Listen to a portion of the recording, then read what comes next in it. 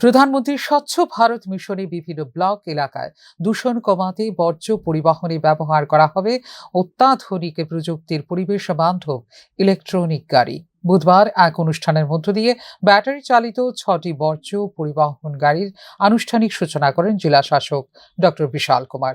উপস্থিত ছিলেন পশ্চিম ত্রিপুরা জেলার ভারপ্রাপ্ত সভাধিপতি বিশ্বজিৎ শীল। পতাকা নেড়ে গাড়ির আনুষ্ঠানিক উদ্বোধন করে জেলা শাসক বলেন, বাজার এবং রাস্তার আবর্জনা পরিষ্কারের জন্য এই ইলেকট্রিক গাড়িগুলো ব্যবহার করা হবে। 6টি ব্লকে এই গাড়িগুলো দেওয়া হবে। পরিবেশ সুরক্ষিত রাখার জন্য এই গাড়িগুলো ব্যবহার করা হবে। তিনি আরো বলেন, একটি গাড়ি ক্রয় করতে খরচ হয়েছে 11 লক্ষ টাকা।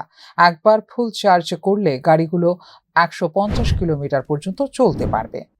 आज स्वच्छ भारत मिशन के अंदर लगभग 6 इलेक्ट्रिक गाड़ियों का आज हमने स्टार्ट किया है, जो हमारे डिफरेंट ब्लॉक्स जो हैं। ऑलरेडी 3 गाड़ियां हम बाकी ब्लॉक्स में दे रखे हैं, 6 इलेक्ट्रिक गाड़ियां इन ब्लॉक्स में जाएंगी।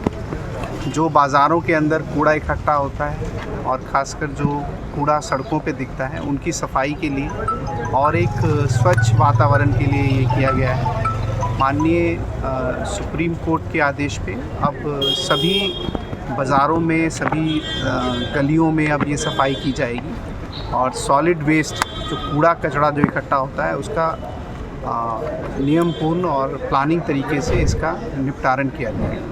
আগামী দিনে রাজ্যের সমস্ত ব্লক এলাকাতেই বর্জ্য সংগ্রহ করতে এই ধরনের পরিবেশ বান্ধব গাড়ি চালু করার উদ্যোগ রয়েছে বলে জেলা শাসক জানিয়েছেন।